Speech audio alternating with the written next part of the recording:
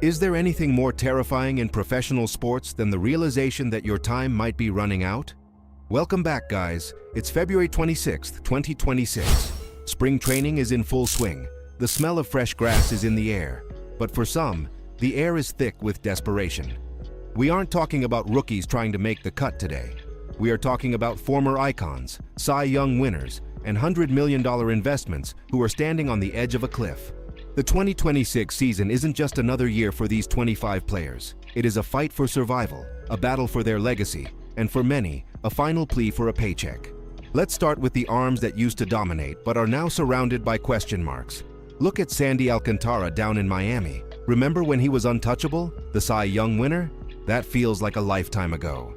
After returning from Tommy John surgery last year, that 5.36 ERA was painful to watch. The trade rumors are swirling like vultures.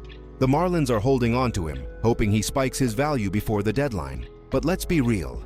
If Sandy doesn't find his old velocity in the first month, his value tanks, and Miami is stuck with a fading star. And speaking of fading stars, what about Nolan Arenado? This one hurts.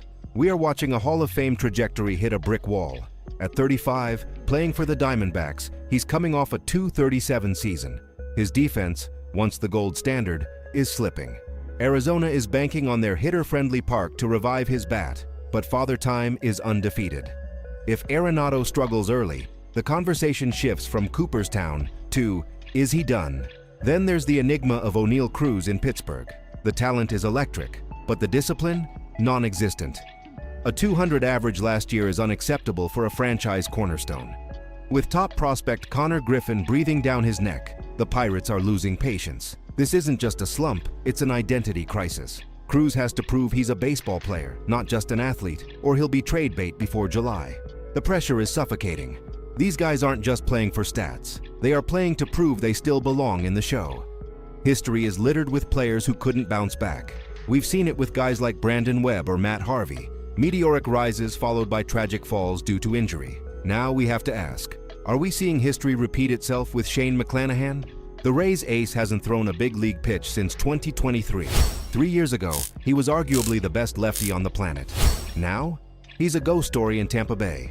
The Rays' entire playoff hope rests on a shoulder that has been rebuilt more times than a classic car.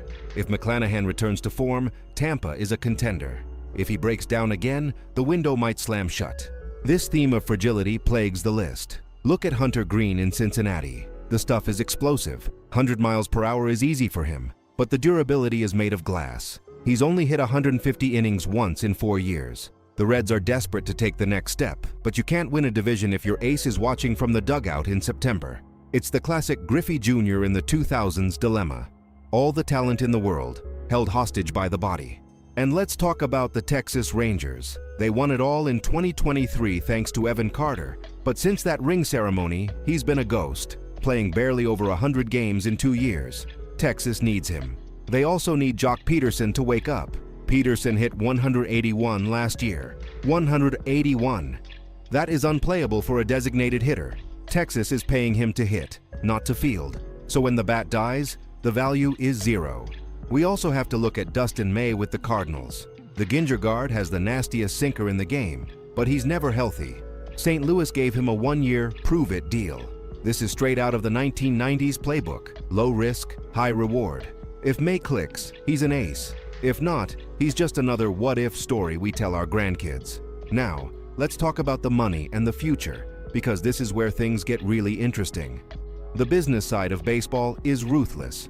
Take Trent Grisham and the Yankees. This is a fascinating case study. He hits 34 homers out of nowhere, accepts a massive $22 million qualifying offer, and now he has to do it again. Was last year a fluke? The analytics department is split. If Grisham reverts to his 200 hitting self, that $22 million becomes an anchor on the Yankees' payroll, preventing them from making deadline moves. But if he repeats it, he sets himself up for a $100 million contract next winter. The swing in financial destiny here is astronomical. Then there's the Michael Harris II situation in Atlanta. This is the most frustrating player in baseball right now. His OPS has dropped every single year, bottoming out at .678. That is terrifying for the Braves, who locked him up long-term early on. If Harris doesn't fix his approach, Atlanta is stuck with a depreciating asset in center field for the next half-decade. The projection models are ugly right now, suggesting he might just be a defensive specialist with a light bat. He needs to rewrite that narrative immediately. And how about the boldest move of the offseason? The Angels trading Taylor Ward to get Grayson Rodriguez. Rodriguez didn't pitch at all last year. The Angels are gambling their future on a damaged arm. If Rodriguez becomes the ace he was supposed to be, the Angels look like geniuses. If his arm fails again, the front office should be fired. It's that simple.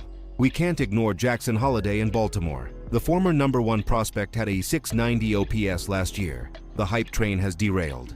The Orioles are contenders. They can't afford to develop players at the MLB level anymore. Holliday needs to produce now, or he risks being labeled a bust before his 23rd birthday.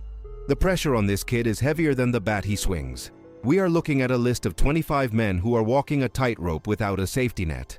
From Aaron Nola trying to prove his 6.0 ERA was a fluke in Philly, to Spencer Strider attempting to regain his velocity in Atlanta after elbow surgery, the storylines are endless.